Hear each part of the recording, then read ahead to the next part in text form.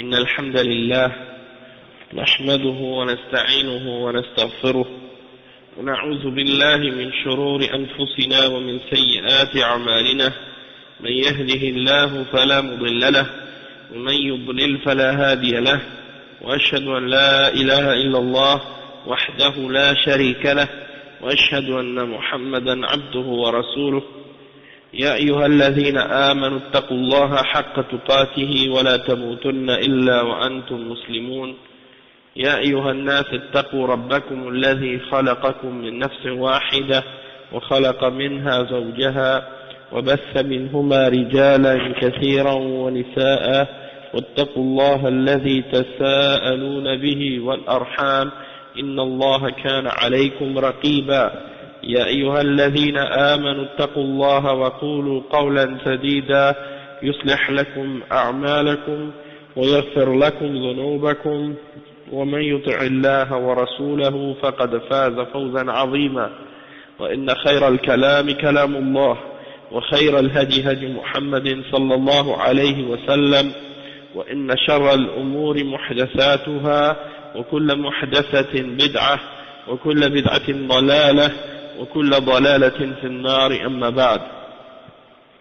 Donc, alhamdulillah, aujourd'hui on reprend les cours dans l'explication des du sharh de Cheikh Al-Fawzan, des 40 hadiths de l'imam Al-Nawawi, Al-Arba'oun Al-Nawawiyya. On est arrivé au hadith numéro 32, Al-Hadith Al-Thani Wal-Thalathoun. Et donc aujourd'hui c'est le cours 42 qu'on commence, Inch'Allah. Le hadith 32, عن أبي سعيد الخدري أو عن أبي سعيد سعد بن مالك بن سنان الخدري رضي الله عنه أن رسول الله صلى الله عليه وسلم قال: لا ضرر ولا ضرار. حديث حسن رواه ابن ماجه والدارقطني وغيرهما مسندا، ورواه مالك في الموطأ مرسلا عن عمرو بن يحيى عن أبيه عن النبي صلى الله عليه وسلم فأسقط أبا سعيد وله طرق يقوي بعضها بعضا. Donc ça c'est un hadith qui est rapporté selon Sa'id ibn Malik ibn Sinan al-Khudri. Et c'est radiyallahu anhu que le prophète Muhammad sallallahu alayhi wa sallam a dit: la darara wa la dirar. La darara wa la dirar. Donc qu'est-ce que ça signifie? Ça veut dire on ne fait pas de mal et on ne doit pas faire du mal aux autres. On ne doit pas faire du mal, on ne doit pas faire du mal aux autres. On va expliquer le détail de ça parce qu'il y a différentes explications ou compréhensions de cette parole. Donc, l'imam Al-Nawawi, il rapporte ce hadith, il dit qu'il est Hassan. Il est rapporté selon l'imam Ibn Majah et Ad-Daraqutni et d'autres également, Musnadan, c'est-à-dire rapporté avec l'isnad jusqu'au prophète sallallahu alayhi wa sallam, selon Abi Sa'id al-Khudri, et il est rapporté dans Al-Muwatta Mursalan, selon Amr ibn Yahya, عن أبيه عن النبي صلى الله عليه وسلم. Donc Abu Sa'id al-Khudri, le sahabi, n'est pas mentionné dans Al-Muwatta quand on rapporte ce hadith. Toutefois, il y a d'autres voies, d'autres chaînes qui renforcent, ou bien qui font que, étant donné qu'il est rapporté de plusieurs façons, et bien ça fait en sorte que le hadith il se renforce à cause des différentes narrations et des différentes versions du hadith. Donc, le Cheikh Al-Fawzan il explique ce hadith, et donc on va lire les différentes explications à ce sujet-là. هذا الحديث من ناحية السند روي من طريقين. الأول طريق مسند أي مرفوع إلى النبي صلى الله عليه وسلم. الثاني طريق مرسل لم يذكر فيه الصحابي وهو أبو سعيد. فالمرسل ما رواه التابعي عن الرسول صلى الله عليه وسلم، والمسند ما رواه الصحابي عن الرسول صلى الله عليه وسلم، والحديث قوي بمجموع أسانيده كما ذكر المؤلف، وذكر أن له طرقا كثيرة يقوي بعضها بعضا. Donc le cheikh il dit que ce hadith, en ce qui concerne la chaîne de transmission de ce hadith, il est rapporté de deux voies. La première voie, elle est rapportée comme on l'a dit, musnadan, ou musnad, avec une isnad qui remonte jusqu'au prophète Muhammad sallallahu alayhi wa sallam, c'est-à-dire qu'elle est marfou'. Tandis que la deuxième voie par laquelle ce hadith est rapporté, c'est une voie qui est mursal, c'est-à-dire dans lequel on ne mentionne pas le sahabi dans la chaîne du prophète sallallahu alayhi wa sallam, c'est-à-dire la personne comme le tabi'i, entre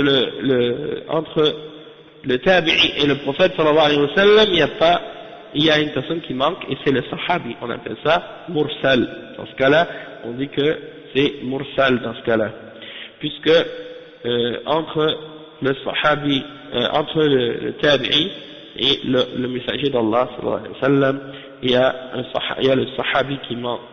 Donc dans ce cas-là, on l'appelle le hadith al-mursal.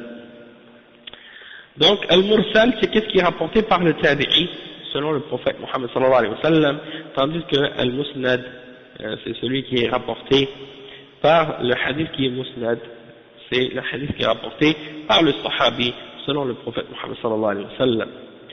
Et ce hadith en particulier, quand on prend toutes les différentes chaînes de transmission de ce hadith, elles se renforcent les unes les autres tout ensemble.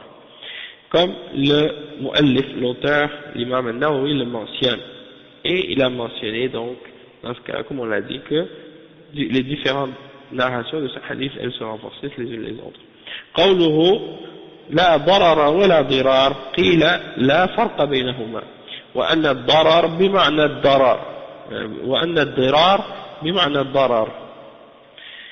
نعم لا فرق بينهما وأن الضرر وأن الضرار بمعنى الضرر لكنه كرر من باب التأكيد والضرر هو ما يؤذي الإنسان مما فيه أذى أو نقص والمطلوب أن الإنسان ينفع ولا يضر ينفع نفسه وينفع الناس ولا يضر نفسه ولا يضر أحد لا يضر نفسه ولا يضر أحدا فضد الضرر النفع. Donc le cheikh explique ici, il dit que dans le hadith, le prophète sallallahu alayhi wa sallam dit la darara wa la dirar. Donc certaines personnes ont rapporté au sujet de ce hadith que la darar wa la dirar, c'est qu'il n'y a pas de différence entre les deux termes. C'est comme si ça voulait dire de ne pas faire de tort à personne ou de ne pas faire de mal ou de tort à personne. Donc ça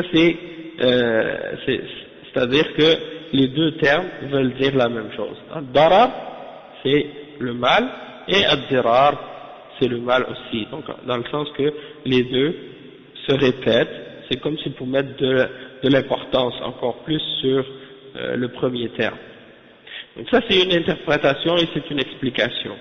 Donc, comme le cheikh il dit ici, il dit donc la signification de ad-dirar, c'est la même que ad-darar. Les deux auraient la même signification. Sauf qu'on répète le mot pour donner plus de force et d'importance au premier. Et ad-darar, qu'est-ce que ça signifie en langue arabe? C'est tout ce qui est nuisible à quelqu'un.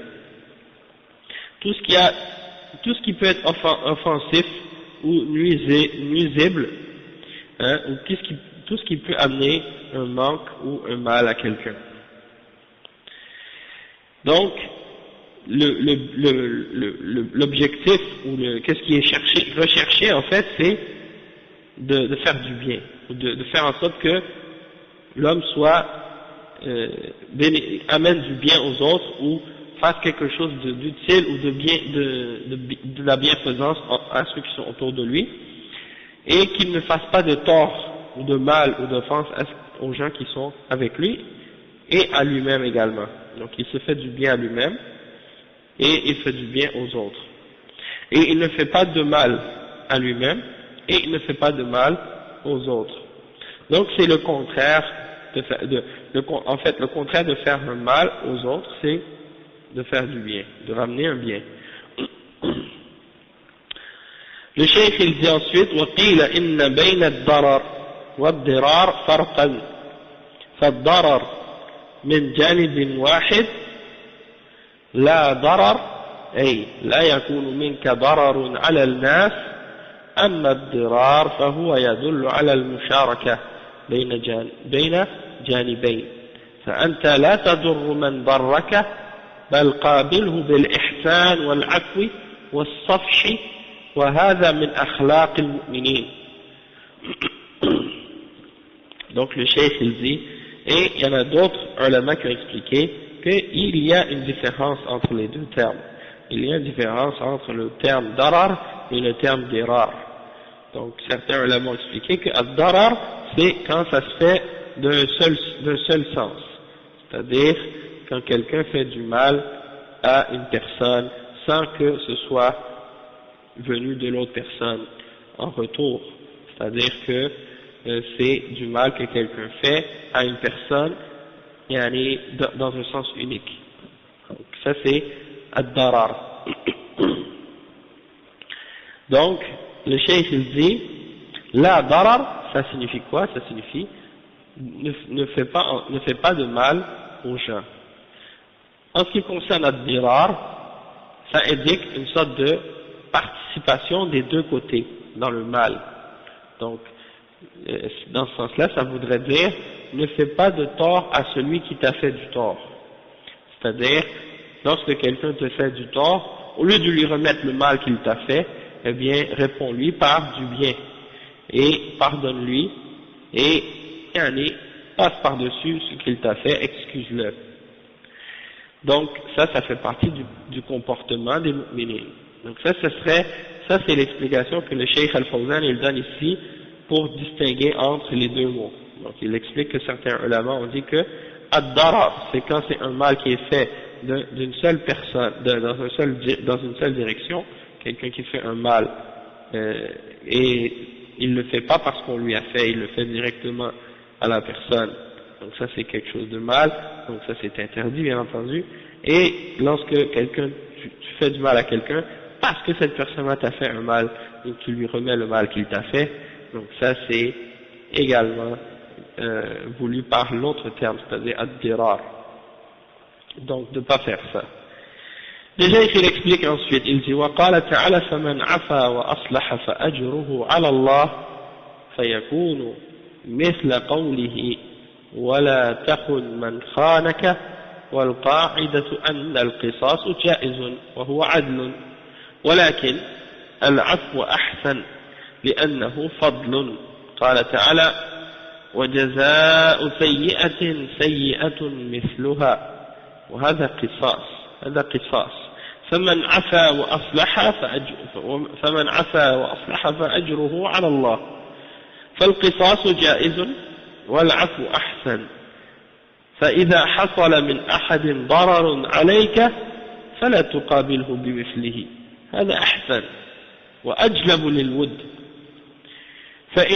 فإن هذا الذي عفوت عنه يصبح صديقا قال تعالى ولا تستوي الحسنة ولا السيئة ادفع بالتي هي أحسن فإذا الذي بينك وبينه عداوة كأنه ولي حميم وما يلقاها إلا الذين صبروا هذه خصلة لا تحصل لكل أحد وإنما تحصل للصابرين فالذي لا يصبر لا يعفو أما الذي يصبر فهو يعفو لأن العفو عن المسيء شاق على النفوس يحتاج إلى صبر والإنسان يتطلب في طبعه الانتقام وترك الانتقام يحتاج إلى صبر قال تعالى وما يلقاها إلا الذين صبروا وما يلقاها إلا ذو حظ عظيم.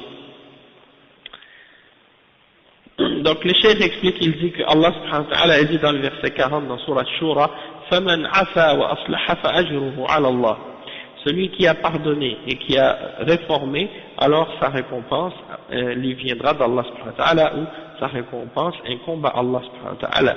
Donc c'est comparable à la parole du prophète Muhammad sallallahu alayhi wa sallam lorsqu'il nous dit ne triche pas ou ne trahis pas celui qui t'a trahi. Ne trahis pas celui qui t'a trahi. Donc le hadith hein, il faut le comprendre lorsqu'il dit, le prophète sallallahu alayhi wa sallam, wala dirar, hein, c'est-à-dire ne fais pas de tort à celui qui t'a fait du tort, ne reprends pas ou ne remets pas le mal qu'on t'a fait. Dans ce sens-là, le verset vient confirmer cette signification-là, dans Surat Ash-Shura. فَمَنْ عَفَا وَأَصْلَحَ فَأَجْرُهُ عَلَى اللَّهِ. C'est-à-dire celui qui pardonne, hein, qui excuse la personne qui lui a fait du mal et qui réforme, alors sa récompense incombe à Allah subhanahu wa ta'ala, comme dans le hadith, ne trahis pas celui qui t'a trahi. Et le cheikh il dit ensuite, comme la règle générale, c'est quoi?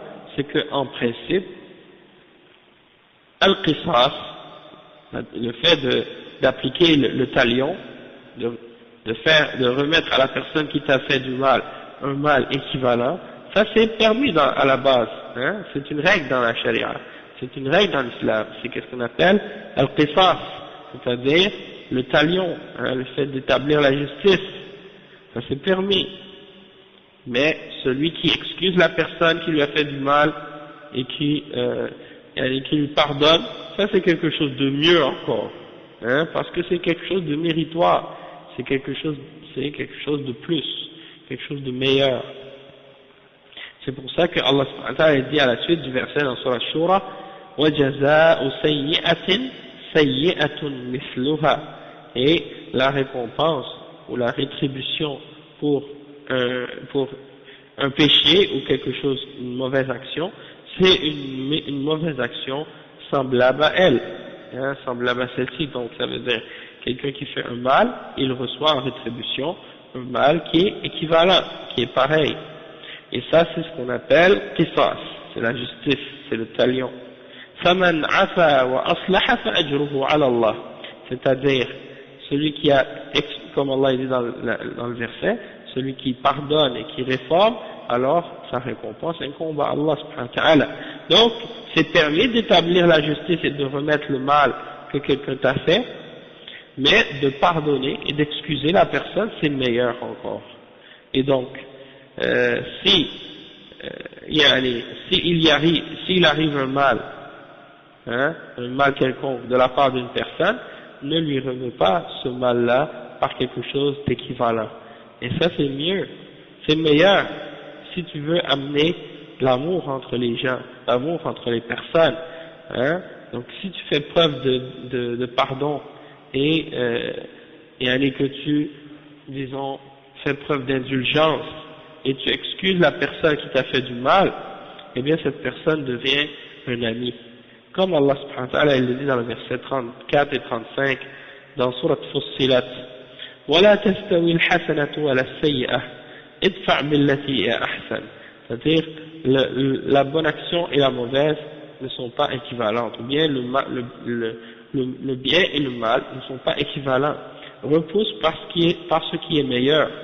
Et donc si tu agis ainsi, eh bien la personne entre qui toi et entre la personne, s'il y a une personne avec laquelle tu as une animosité, s'il y a entre toi et elle une animosité quelconque, eh bien le fait que tu as repoussé le mal par un bien, eh bien ça va faire en sorte que cette personne-là va devenir un ami, hein, cette personne-là va devenir ton allié et va devenir un ami pour toi. Mais Allah subhanahu wa ta'ala il dit وَمَا يَلَقَّاهَا إِلَّا الَّذِينَ صَبَرُوا, qui peut être capable d'agir de cette manière et de remettre pour le mal qu'on lui a fait un bien à quelqu'un, eh bien entendu c'est uniquement la personne qui a été endurante et qui est patiente, qui fait preuve de patience, qui se retient lorsqu'elle a envie de se venger, hein. Donc ça c'est un exemple. Et bien entendu, à propos de cette règle de al-qisas, et quand est-ce qu'on doit pardonner quelqu'un et quand est-ce qu'on ne doit pas pardonner quelqu'un, c'est comme le Cheikh Ibn Uthaymin l'avait expliqué, hein, dans plusieurs occasions, quand il parle de ce verset, il explique toujours que Allah subhanahu wa ta'ala dit dans ce verset, dans Surah Shura, فَمَنْ عَفَا وَأَصْلَحَ, ça veut dire celui qui a pardonné et qui a réformé, Donc, ça veut dire quoi? Ça veut dire que il faut que tu fasses ce qui va être le plus proche de la réforme. Dans le sens que si tu vois que le fait d'établir la justice et de remettre à la personne le mal qu'elle t'a fait, ça va être plus proche de la réforme, alors tu fais ça, tu établis la justice. Et si tu sens que le fait d'excuser, de pardonner la personne, ça va amener plus de réforme et plus de bien, alors dans ce cas-là, pardonne la personne et excuse-la. Donc c'est pas une règle générale, c'est pas dans le sens que quelqu'un va dire bon, il faut toujours pardonner. Il faut voir laquelle des deux de ces réactions, de ces attitudes, la réaction, laquelle des deux va être la plus proche de la réforme et va ramener le plus grand bien. Donc si le fait de pardonner, ça amène une plus grande réforme et plus de bien, alors on pardonne la personne. Tandis que si le fait de pardonner la personne, ça n'amène pas un plus grand bien, alors dans ce cas-là, il faut voir si le mieux c'est pas de punir cette personne-là justement, et de lui remettre le mal qu'elle a fait, et de faire en sorte qu'elle soit punie. Bien entendu, la question de la justice ou d'établir le mal pour le mal, c'est pas n'importe comment et c'est pas n'importe qui a le droit de le faire. Bien entendu, ça dépend de quelle sorte de mal il s'agit, hein. Mais si c'est des questions qui ont rapport avec des peines ou des punitions corporelles ou des choses de ce genre, alors là, dans ce cas-là, bien entendu, il faut ramener la personne devant le juge et que la personne soit jugée pour le mal qu'elle a fait. C'est pas une personne qui se venge d'elle-même, hein, parce que ça risque d'amener plus de mal que de bien dans ce cas-là.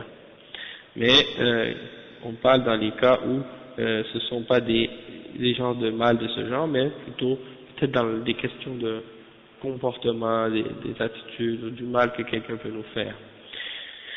Si de toute façon, s'il y a une justice qui doit être appliquée, il faut que ce soit fait dans les règles, selon les règles de la charia, dans des cas comme ça, hein. Et ensuite, le cheikh il dit donc, c'est pas tout le monde qui arrive à excuser la personne qui lui a fait du mal. C'est uniquement les gens qui sont endurants et qui ont la patience, qui se retiennent lorsqu'ils ont envie de se venger ou de remettre le mal à la personne. Parce que il y a des gens qui sont pas capables de se retenir, d'être patients. Ils peuvent pas pardonner, hein. Tandis que celui qui a sabre, celui qui est capable de se retenir et qui est capable d'être patient et d'être endurant, alors lui, il est capable de pardonner aux autres, hein, parce que de pardonner ou d'excuser la personne qui a fait du mal, c'est très dur pour l'âme humaine, hein, c'est quelque chose qui est dur pour nous, et ça demande beaucoup de résistance, de patience et d'endurance. Donc, pourquoi? Parce que par la nature de l'homme lui-même, il essaie toujours, ou il a toujours tendance à vouloir se venger. Et donc, le fait d'abandonner la vengeance, ça demande beaucoup de retenue, beaucoup de patience, beaucoup d'endurance.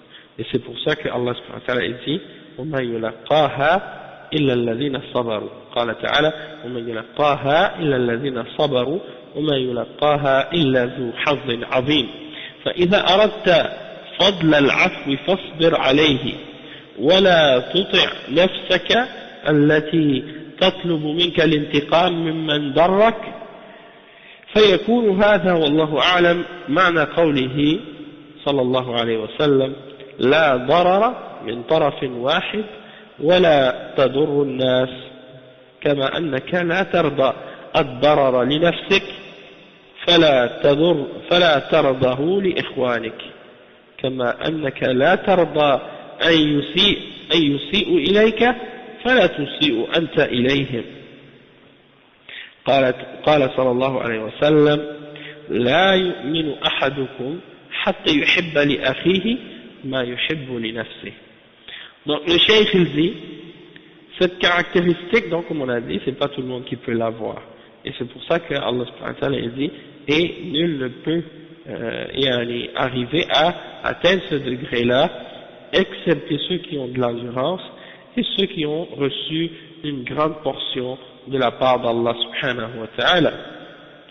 Et si tu veux avoir le mérite de pardonner, alors fais preuve de patience, fais preuve d'endurance, et n'obéis pas à ton âme lorsqu'elle te pousse à chercher la revanche et à chercher à te venger de la personne qui t'a fait du mal. Et donc, si tu réussis à agir ainsi, eh bien, tu vas rentrer dans la signification. Donc, c'est ça ce que ça signifie, le hadith, en fait. Ça veut dire, donc, ne fais pas de mal, la darar, ça c'est, ne fais pas de mal, ça c'est quand c'est le mal qui est fait d'un seul côté, wala tadurun nas, et ne fais pas de tort aux autres. Comme toi tu veux pas qu'on te fasse du mal à toi-même, tu veux pas qu'on te fasse du mal, ne fais pas du mal aux autres. Comme tu n'aimes pas que tes frères te fassent du mal, alors ne fais pas de mal à tes frères. Tu veux pas qu'on fasse de mal à tes frères, alors ne fais pas de mal aux frères des autres. Tu veux pas qu'on te fasse du tort, alors ne fais pas de tort aux autres. Comme le prophète sallallahu alayhi wa sallam l'a dit, nul d'entre vous n'est croyant tant qu'il n'a pas aimé pour les autres ce qu'il a aimé pour lui-même. C'est-à-dire, que c'est un signe de la foi d'une personne. Plus il a de la foi, plus il va essayer de faire aux autres ce qu'il aime pour lui-même. Et il ne va pas faire aux autres ce qu'il n'aime pas pour lui-même. Donc ça c'est, alhamdulillah, c'est bien compris. Ça c'est des significations, comme on a dit. Le cheikh dit وَأَمَّا الضِّرَارُ فَهُوَ أَنْ يَكُونَ بَيْنَ طَرَفَيْنِ فإذا أساء إليك أحد فالأحسن أن تقابله بترك الانتقام وترك الضرر وأن تستعمل العفو وهذا ينشر المحبة بين الناس ويصبح المعفو عنه أسيرا لك ويخجل من فعله كما قال المتنبي وما قتل الأحرار كالعفو عنهم ومن لك بالحر الذي يحفظ اليد. Donc le cheikh explique, il dit en ce qui concerne le tort, de faire du tort aux autres, ou bien ad-dirar, ça c'est quand le mal est fait de deux côtés, dans deux directions. C'est-à-dire, quelqu'un te fait du mal, toi tu lui remets le mal. Le premier, ad-darar, c'est quand le mal est fait d'un seul sens. Là, ça c'est interdit. Et ad-dirar aussi. Sauf que, quand c'est, comme on l'a dit tout à l'heure, quand c'est dans le but de remettre à quelqu'un un mal qu'il nous a fait, alors dans ce cas-là, c'est permis, sauf que te pardonner, c'est meilleur. Si quelqu'un te fait du tort, le mieux c'est de ne pas lui remettre le mal qu'il t'a fait et de ne pas se venger, d'abandonner le mal qu'on t'a fait et d'utiliser le pardon et l'excuse. Et ça va faire en sorte que ça va propager de l'amour entre les gens. Et la personne que tu as excusée devient redevable, elle est gênée maintenant de ce qu'elle a fait. Et il cite un poème de Al-Mutanabbi, et bien entendu, c'est souvent mentionné des poèmes de Al-Mutanabbi, parce que dans ces poèmes, il y a souvent des leçons et des proverbes, c'est comme des proverbes, qui expliquent un peu la signification de ce sens-là. Donc il y a une autre explication que le cheikh n'a pas mentionnée, parmi les paroles des ulama. Il y en a des ulama qui ont expliqué, comme le cheikh Abdul Muhsin al-Abbad, il mentionne dans son sharh des 40 hadiths de l'imam al-Nawawi, justement, il mentionne une autre parole des ulama sur la signification de la darara wa la dirar. Par exemple, il dit وهذا الحديث مشتمل على قاعدة من قواعد الشريعة وهي رفع الضرر والضرار وهو خبر بمعنى النهي عن الضرر والضرار والضرر قد يحصل من الإنسان بقصد أو بغير قصد فالضرار يكون مع القصد. Donc le cheikh explique, il dit que ce hadith, il comprend une grande règle parmi les règles de la charia.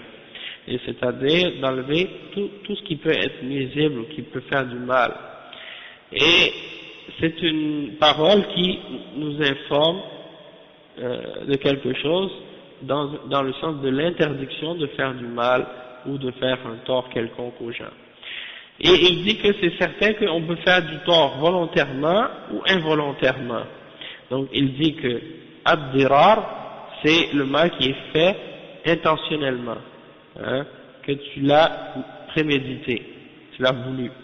Tandis que ad-darar, c'est un mal que tu fais, mais sans que tu aies eu l'intention de le faire. Donc c'est comme si tu l'avais pas prémédité. Hein, tu as fait du mal à quelqu'un, mais sans que ce soit voulu, sans que ce soit recherché. Donc, c'est comme si en réalité, le hadith, il disait, ne fais pas de mal aux gens volontairement ou involontairement. C'est ça que ça veut dire. Ça, c'est une des explications de ce hadith. Sinon, ça voudrait dire, ne fais pas de mal aux autres et ne remets pas aux autres le mal qu'ils t'ont fait. Donc ça, c'est différentes explications ou interprétations de ce hadith. وهذه قاعدة عظيمة. Donc ça fait partie des grandes règles parmi les règles du comportement. Cheikh dit هذه قاعدة عظيمة من قواعد الأخلاق في التعامل مع الناس. فينبغي للإنسان أن يتجنب الضرر سواء كان يصدره منه هو ابتداء أو يصدر انتقاما ممن أضر به. فالمسلم يسير على هذا ويكون محبوبا عند الله وعند خلقه. Donc ça c'est comme on a dit, une grande règle parmi les règles du comportement et dans la façon d'agir avec les gens. Et il est important que chaque être humain évite de faire du mal, peu importe que ce soit lui le premier qui le cause ou que ce soit un mal qu'il fait aux autres en cherchant à se venger, pour faire du tort à celui qui a fait du tort, pour faire du tort à celui qui lui a fait du tort. Donc le musulman, il essaie de suivre cette règle, et en agissant ainsi, il sera aimé d'Allah subhanahu wa ta'ala et aimé également de la création, des autres êtres humains. Donc ça c'est l'explication du hadith. Ensuite, on va passer au hadith numéro 33, qui est également un hadith très important dans l'explication des règles qui ont rapport avec le témoignage et les règles de la charia en général. C'est un hadith très important. Maintenant on va lire justement ce hadith, qu'est-ce que ça dit. Le cheikh il dit عن ابن عباس رضي الله عنهما أن رسول الله صلى الله عليه وسلم قال لو يعطى الناس بدعواهم لادعى رجال أموال قوم ودماءهم ولكن البينة على المدعي واليمين على من أنكر. حديث حسن رواه البيهقي وغيره هكذا وبعضه في الصحيحين. Donc le cheikh il dit, selon Abdullah ibn Abbas radiyallahu anhuma, que le messager d'Allah sallallahu alayhi wa sallam a dit, si on devait donner aux hommes, selon ce qu'ils prétendent, des gens prétendraient les biens des gens ainsi que leur sang, mais la preuve est à celui qui prétend, c'est-à-dire la preuve doit être amenée par celui qui amène une prétention ou une réclamation, et le fait de prêter serment ou de jurer, ça c'est pour celui qui rejette ou qui nie ce qui a été, au sujet de quoi il a été accusé. Ça c'est un hadith qui est Hassan, il est rapporté par Al-Bayhaqi et d'autres également, de même que des parties de ce hadith se retrouvent dans Al-Sahihayn, dans Al-Bukhari et Muslim, Donc, on va maintenant lire l'explication de ce hadith. Le Cheikh il dit, Cheikh Al-Fawzan,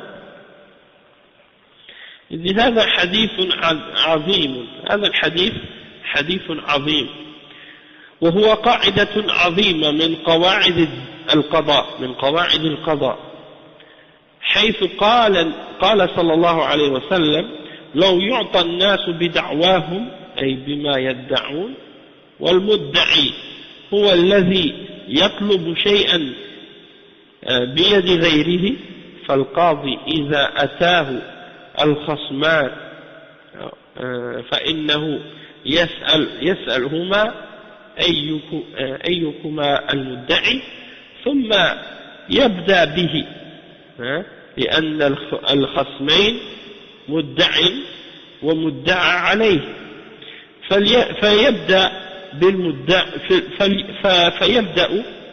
بالمدعي لأنه يدعي خلاف الأصل، أما المدعى عليه فهو باق على الأصل والبراءة، فيقول أيكما المدعي، أو يسكت حتى يبدأ المدعي ولا يقول يا فلان ماذا عندك، هذا يخشى أن يكون تحيزا، ثم إذا تكلم المدعي يتوجه إلى المدعى عليه ويطلب منه الجواب عن دعوى خصمه. هذه أصول القضاء. Le cheikh il dit que ce hadith là, c'est un hadith parmi les grands fondements, ça c'est un grand hadith, et c'est parmi les règles, les grandes règles, parmi les règles qui ont rapport avec les questions judiciaires, les questions du jugement, et le fait comment on dit, tout ce qui a rapport avec la magistrature, puis les choses qui ont rapport avec les juges, et la façon de juger, la façon de prendre les témoignages des témoins, la façon d'écouter qui est celui qui fait une réclamation ou qui demande, et qui est l'accusé, ou des choses de ce genre. Donc tout ça c'est expliqué dans ce hadith. Donc le cheikh explique que le prophète sallallahu alayhi wa sallam il dit لو يعطى الناس بدعواهم، si on devait donner aux gens selon ce qu'ils prétendent, selon ce qu'ils réclament, bima yadda'un, ce qu'ils prétendent, parce qu'il dit la personne qui demande ou qui prétend, c'est celui qui dit ou bien qui demande quelque chose, qui dit que qu'est-ce que quelqu'un lui a pris ou lui a enlevé ou des choses de ce genre, il demande son droit. Donc al-mudda'i, c'est celui qui fait la requête, qui réclame quelque chose qui est entre les mains de quelqu'un d'autre. C'est ça que ça signifie. Et le juge, lorsqu'il va voir devant lui les deux personnes qui ont un conflit ou qui ont un désaccord ou un problème entre eux, il doit poser la question. Il doit poser la question à ces deux individus ou à ces deux parties. Lequel d'entre vous deux est celui qui prétend? Lequel d'entre vous deux est celui qui prétend avoir été lésé ou qui prétend avoir, disons, celui qui est l'accusateur, celui qui accuse l'autre, c'est lequel des deux? Pourquoi? Parce que il commence par celui-là. Pourquoi il commence par celui-là? Parce que dans les deux parties qui s'affrontent, il y a toujours deux cas, il y a toujours deux opposés. Il y a celui qui prétend et il y a celui contre qui on prétend. C'est-à-dire il y a celui qui accuse et il y a celui qui est accusé. Il y a celui qui prétend et il y a celui contre qui on a prétendu ou celui qui réclame et celui contre qui on a réclamé quelque chose ou à qui on a réclamé quelque chose. Donc on peut dire, disons pour simplifier, celui qui accuse et celui qui est accusé. Donc le juge il commence par celui qui accuse, celui qui réclame quelque chose. Pourquoi? Parce que c'est qu'est-ce qui est contraire à l'origine. Le fait de réclamer quelque chose de quelqu'un, c'est contraire à l'origine. c'est-à-dire à l'origine, chaque personne, il a qu'est-ce qui lui appartient, et personne se plaint d'un autre. Hein? Mais lorsqu'il y a une injustice ou quelque chose qui se passe, eh bien là, quelqu'un va réclamer ou accuser quelqu'un d'autre, donc ça c'est contraire à l'origine, contraire à la situation d'origine. Tandis que celui qui est accusé, alors lui, à la base, hein, il est resté sur sa position d'origine, c'est-à-dire l'origine c'est l'innocence. Hein. L'origine c'est l'innocence. C'est-à-dire qu'à la base, l'individu-là qui est accusé, lui il ne réclame rien. C'est pas lui qui réclame, c'est la personne qui l'a. C'est la personne qui accuse, qui dit on m'a pris quelque chose, on m'a enlevé quelque chose, on m'a volé quelque chose. Hein? Celui-là, c'est lui qui réclame ou qui demande. Donc lui, il est dans une situation qui est contraire à l'origine. Ensuite, il demande donc qui d'entre vous est celui qui accuse ou qui demande quelque chose ou qui réclame quelque chose. Ou bien il se tait jusqu'à ce que la personne qui demande son droit, elle parle d'elle-même. Mais il ne va pas commencer à dire « Oh toi un tel, qu'est-ce que tu as ?» ou « c'est quoi ton problème ?» hein, parce que si il agit ainsi, on peut craindre que ça veut dire qu'il a pris un parti, hein, il a un parti pris. Donc pour éviter ça, il demande toujours à celui qui prétend ou qui accuse de commencer à demander ce qu'il réclame ou de dire qu'est-ce qui se passe, c'est quoi le problème. D'accord. ثم إذا تكلم المدعي يتوجه إلى المدعى عليه. Une fois que l'accusateur, celui qui réclame quelque chose, a parlé, là maintenant il va se diriger vers l'accusé, celui à qui on réclame quelque chose. Et on va lui demander de répondre à l'accusation ou à la chose qui lui a été réclamée de la part de son parti, de son opposant ou de son accusateur. Donc ça c'est les bases du qada. C'est-à-dire on demande à celui qui accuse de dire de quoi il accuse son opposant, puis par la suite, une fois que l'accusation a été lancée devant le juge, là le juge par la suite il va demander à celui qui a été accusé de répondre à cette accusation-là et de répondre à ce qui a été réclamé de sa part.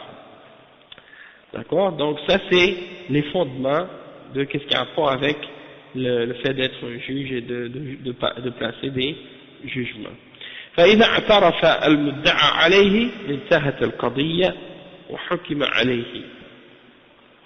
وإذا أنكر طلب منه من المدعي البينة. والبينة ما يبين الحق ويوضحه وهي الشهادة الشهود بصحة ما يدعيه. فإذا جاء بالبينة العادلة حكم على المدعى عليه بموجب الشهادة. وإذا لم يأت ببينة طلب من المدعى عليه أن يحلف بنفي ما ادعاه عليه خصمه. فإن نكل وأبى أن يحلف قضي عليه وإن حلف برئ. وهذا هو نظام القضاء في الإسلام. نظام وعليكم السلام ورحمة الله وبركاته. نظام متقن ونزيه ومريح.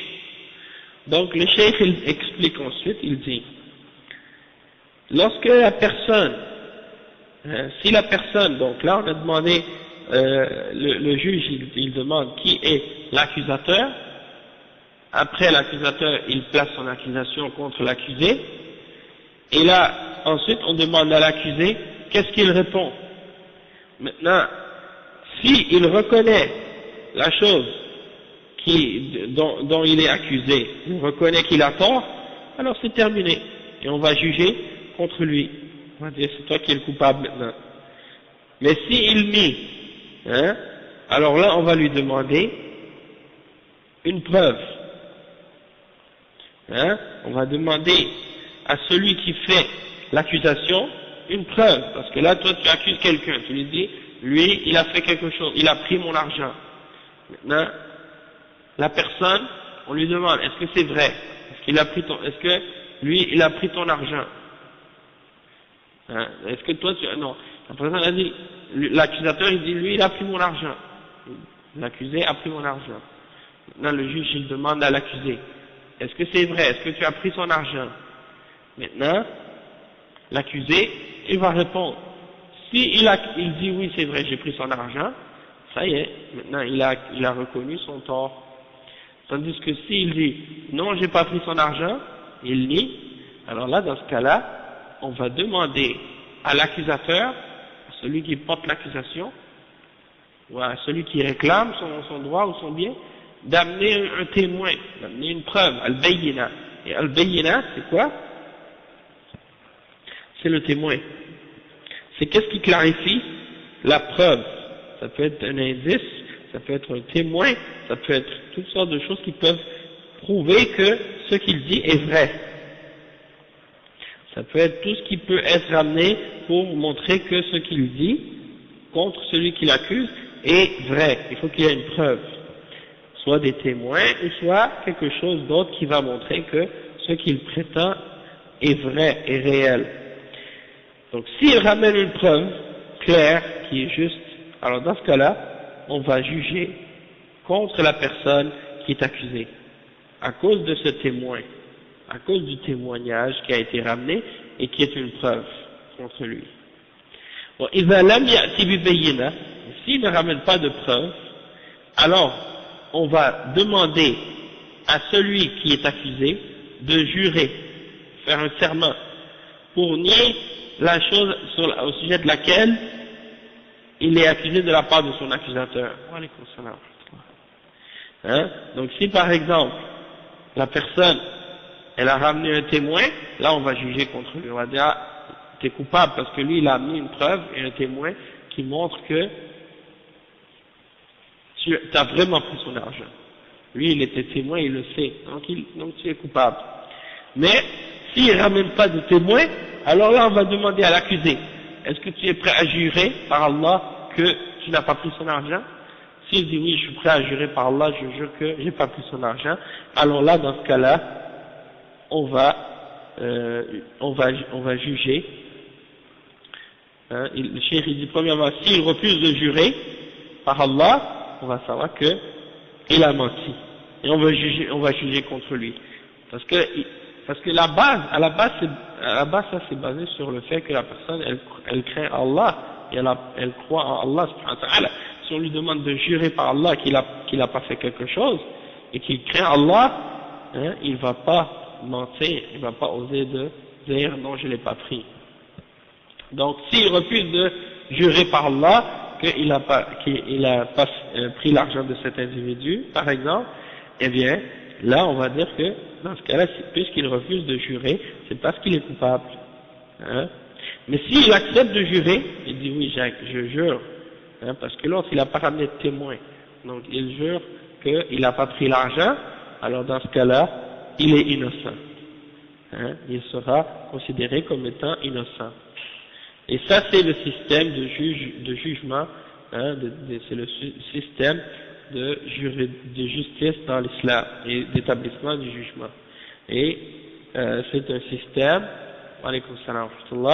c'est un système qui est mashallah, perfectionné, qui est propre et qui est reposant également, pas compliqué. C'est pas fatigant comme dans certains systèmes ailleurs, c'est des systèmes qui finissent plus, il y a toujours des problèmes. Donc c'est ça. Si, par exemple, là, pour résumer tout ce qu'on a dit, hein, la personne, elle vient devant le juge. Il y a deux personnes qui arrivent devant le juge. Il y a la personne qui est là, qui est l'accusateur, et il y a l'accusé. Le juge, il demande, qui est l'accusateur? Alors l'accusateur, lui, il va commencer à parler. Il va dire, lui, un tel, il a pris mon argent, il a fait ça, il a fait ça. Alors là, le juge, il demande à l'autre maintenant, est-ce que c'est vrai? Explique-toi. Là, il va s'expliquer. S'il dit oui, c'est vrai, j'ai pris son argent, je suis coupable, c'est fini. C'est lui qui est coupable. Et s'il dit non, j'ai jamais pris son argent, c'est pas vrai, là, le juge va demander à l'accusateur, ramène tes preuves. Hein? Là, il va dire oui, j'ai des preuves, j'ai un témoin, ou j'ai 2 témoins, voici mes témoins. Il ramène ses témoins. Les témoins, ils parlent et tout, là, on demande à l'autre maintenant. Hein? S'il n'a pas de témoin, c'est fini. L'autre, on va lui demander de jurer. Est-ce que tu jures que c'est vrai que tu n'as pas pris son argent? Il va dire oui, je jure par Allah que j'ai pas pris. S'il refuse de jurer, il va être coupable. S'il accepte de jurer, alors là, on va dire que dans ce cas-là, il est innocent. D'accord? Donc ça, c'est le système dans l'islam.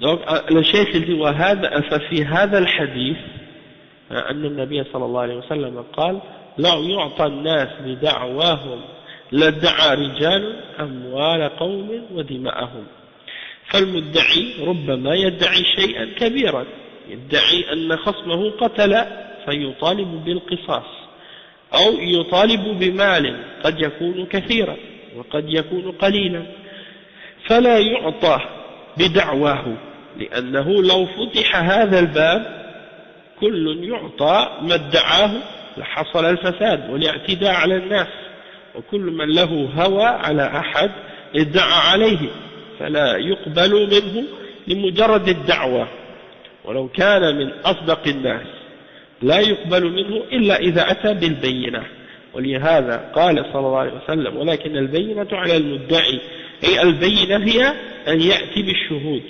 لأنه يدعي خلاف الأصل الأصل البراءة والأصل البراءة فيطالب بإقامة البينة فإذا أتى بالبينة حكم له بموجبها على المدعى عليه لأن هذا يثبت الحق فإذا لم يأتي ببينة أو قال ليس عندي بينة أو جاء ببينة لا تقبل شهادتها لأنها مجروحة فوجودها كعدمها فيتوجه القاضي إلى المدعى عليه فإن اعترف قضي عليه باعترافه وإن أنكر وقال ليس هذا الشيء عندي طلب منه اليمين بأن يحلف بالله على نفي ما ادعاه عليه خصمه وأنه بريء من ذلك فإذا حلف بالله ترك لأن جانب المدعى عليه أقوى ومعه الأصل والبراءة فاكتفي منه باليمين فإذا حلف فإنه يبرأ حينئذ وتنتهي القضية. Donc le cheikh dit dans ce hadith, le prophète sallallahu alayhi wa sallam il dit si on devait donner aux gens selon leurs demandes, selon leurs réclamations, selon leurs prétentions, eh bien des gens viendraient demander l'argent des gens, demander le sang des gens, des choses de ce genre. Parce que qu'est-ce que les gens prétendent parfois, c'est quelque chose de grand. Hein? Des fois, quelqu'un il vient, il dit un tel il a tué quelqu'un, hein? Donc il demande que l'application du talion soit établie. Ou bien il demande de l'argent, peut-être c'est une grosse somme, il m'a volé une grosse somme d'argent et des choses de ce genre. Il dit, si on donnait aux gens selon leurs prétentions, eh bien, tout le monde viendrait, dire, eh ben ça c'est à moi, ou lui il a pris mon argent, ou lui il a tué un tel, ou lui il a fait ça. On ne peut pas se baser juste pour dire, je crois en qu'est-ce que quelqu'un dit parce qu'il le dit avec sa bouche, puis on accepte ce qu'il prétend sans avoir de preuves. Hein, si on ouvrait cette porte-là, tout le monde commencerait à prétendre des choses ou demander des choses, et il y aurait beaucoup de corruption ou de transgression qui serait causée aux gens à cause de ça, parce que chaque personne il a un désir, une passion en lui-même, et on ne peut pas accepter donc de donner à quelqu'un ou de lui remettre ce qu'il réclame uniquement parce qu'il le prétend ou parce qu'il le demande, hein, comme on l'a dit. Il faut qu'il y ait une preuve. Et le prophète sallallahu alayhi wa sallam, c'est pour ça qu'il a dit walakin al-bayyinatu ala al-mudda'i.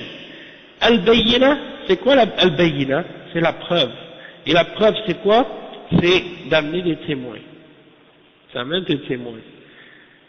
Parce que tu demandes quelque chose qui est contraire à l'origine. L'origine c'est d'être innocent, d'être correct. Hein?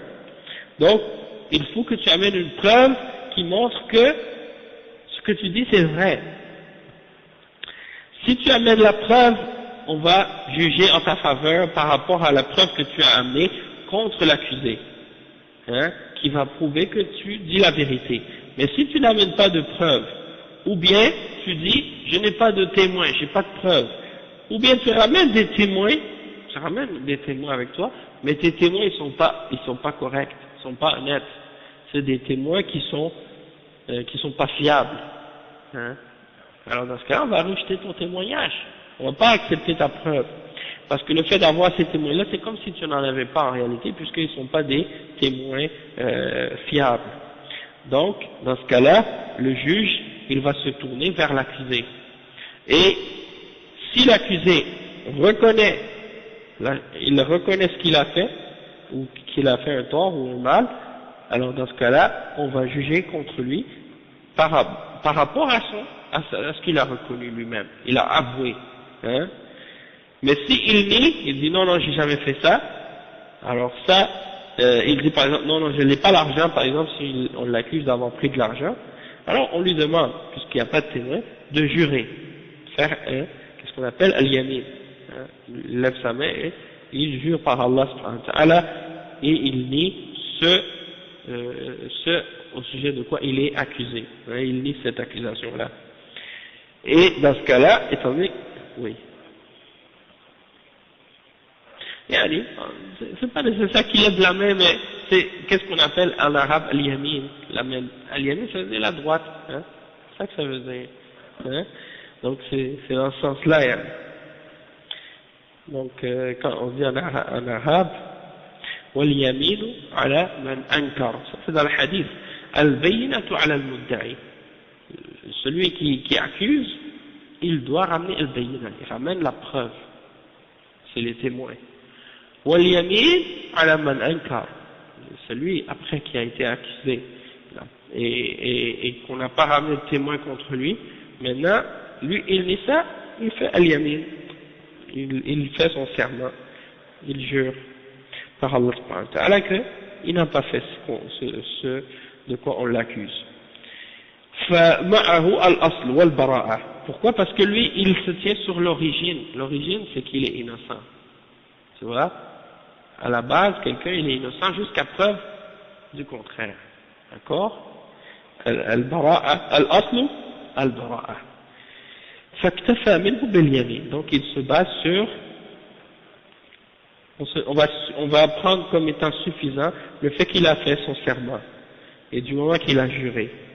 Hein, et du moment qu'il a juré, à partir de ce moment-là, il est innocent et la cause contre lui c'est fini, c'est réglé. Bien entendu, s'il a menti, s'il a juré alors que c'est pas vrai, au jour de la résurrection, Allah subhanahu wa ta'ala va l'attraper, hein, il va le prendre pour son mensonge. Et il y a un hadith aussi qui est rapporté dans Al-Bukhari et Muslim justement à ce sujet-là, qui est dans le même sens. C'est un hadith qui est rapporté selon Salama, radiyallahu anha, elle dit Anna Rasulullah sallallahu alayhi wa sallam sami'a جلبة خصم بباب حجرته فخرج إليهم فقال ألا إنما أنا بشر مثلكم وإنما يأتيني الخصم فلعل بعضكم أن يكون أبلغ من بعض فأحسب أنه صادق فأقضي له فمن قضيت له بحق مسلم فإنما هي قطعة من النار فليحملها أو يذرها. Ça c'est rapporté par Al-Bukhari et Muslim. Et ça veut dire quoi ce hadith? Il dit, Salama, elle dit que le messager d'Allah sallallahu alayhi wa sallam, il a entendu des gens qui se disputaient devant la porte de sa maison. Alors il est sorti vers eux et il leur a dit, je suis un homme comme vous, je suis un être humain comme vous. Pourquoi? Parce que quand le prophète Muhammad sallallahu alayhi wa sallam, il juge entre deux personnes, il juge entre ces deux personnes selon ce qu'il entend d'eux, ce que les personnes leur disent. s'il les jugeait selon la révélation divine, selon une révélation que Allah lui donne à ce moment-là par rapport à cette situation-là, il n'aurait pas besoin de les écouter pour savoir qui a dit vrai, qui dit pas vrai. Il se baserait uniquement sur la révélation et il dirait toi tu es coupable. Allah il m'a donné la révélation, ça y est, je sais que tu es coupable, c'est toi qui as pris telle chose et lui il est innocent. Mais le prophète sallallahu alayhi wa sallam il enseigne aux sahaba, il enseigne aux gens la façon de juger et comment établir la justice. Et qu'on se base sur les preuves et sur qu'est-ce qui est apparent, pas sur le cœur ou qu'est-ce qui est caché à l'intérieur, comme dans le cas où il jugeait selon des gens par rapport à ce que Allah lui a révélé de ce qui était caché. Donc il dit je ne suis qu'un être humain comme vous. Et lorsque des gens ont un conflit et qu'ils viennent me parler, hein, peut-être que certains d'entre vous sont plus éloquents et s'expriment mieux que d'autres. Alors, je vais croire qu'il dit vrai et je vais juger en sa faveur. Hein? Alors, s'il y a un cas dans lequel j'ai donné à quelqu'un le droit d'un autre musulman, alors c'est comme si c'était un morceau du feu de l'enfer qu'il prenait. Alors, qu'il le prenne ou qu'il le laisse. C'est-à-dire que deux personnes qui viennent devant le prophète sallallahu alayhi wa sallam, ils ont un conflit. Il y en a un qui dit, lui, il m'a pris quelque chose, il m'a pris mon argent. Et celui qui est par exemple, celui qui accuse, ou celui qui est accusé, il y en a un des deux par exemple qui s'exprime mieux que l'autre. Hein? Alors il va dire, oui, messager d'Allah, ya Rasulullah, il va dire, moi, c'est mon argent, je l'avais chez moi et tout, lui il est rentré, il a pris et tout. Et l'autre, il s'exprime pas bien. Il sait pas comment clarifier bien la situation. Alors, quand le professeur lui demande d'expliquer, de répondre à l'autre, il n'arrive pas à lui expliquer ou à le clarifier bien comme il faut.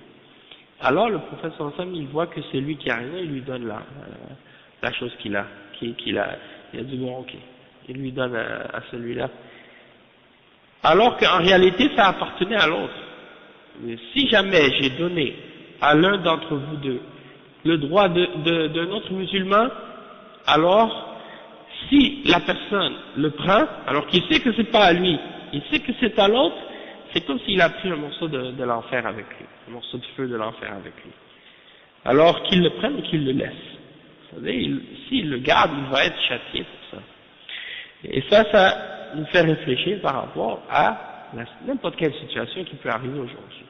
Si par exemple, aujourd'hui, on a un problème entre deux personnes, et que tu t'en vas devant un juge, et que le juge il dit, ok d'accord, il juge en ta faveur, surtout dans des pays comme ici, on n'est pas dans un pays musulman, et les lois ne sont pas des lois islamiques, et toi tu veux ton droit, tu veux avoir ton droit, tu as recours à cette justice-là, pas parce que tu crois en ce système ou en cette justice, mais parce que tu veux ton droit. Tu vas là-bas, et il donne à l'autre musulman ton droit à toi. Lui, s'il craint Allah, et qu'on lui donne quelque chose alors que ça t'appartient, s'il craint Allah, même si on lui a donné légalement, le juge il a jugé en sa faveur, quand il sort là de la cour, il doit dire ça t'appartient, c'est à toi. J'ai pas le droit de le prendre. Même si le juge me l'a donné. Ça veut dire que même si on a jugé de quelque chose, hein, devant la loi, et que quelqu'un, il sait au fond de lui-même que c'est pas vrai, qu'il craint Allah, qu'il donne à la personne à qui cette chose-là appartient réellement. C'est-à-dire que si quelqu'un a été déclaré innocent par le système, ça ne veut pas dire qu'il est nécessairement innocent. Il peut être coupable quand même. Mais ça c'est le jugement dans la dunya. Le juge il peut se tromper. Hein? C'est ça que ça veut dire. Donc si toi tu sais que tu es coupable et que le système t'a innocenté, et tu sais que tu as en ta possession quelque chose qui appartient à ton frère, tu lui redonnes. Tu dois être honnête. Même si le juge t'a donné raison. Tu vois? Parce que tu as été habile, surtout avec aujourd'hui les systèmes ici, si tu as beaucoup d'argent, tu peux avoir un meilleur avocat. Hein, et il va te faire sortir de n'importe quelle difficulté ou situation difficile, avec toutes sortes de ruses, en se faufilant à travers les lois, en utilisant des différentes méthodes, tandis que l'autre qui n'a pas beaucoup d'argent, il ne peut pas se payer un bon avocat, donc il n'a pas les mêmes facilités pour se sortir des difficultés. Hein, ça c'est surtout dans un système comme ici.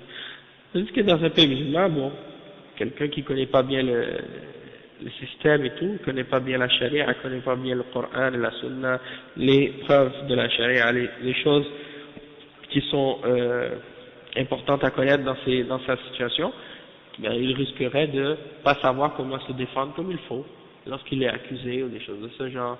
Donc il faut que quelqu'un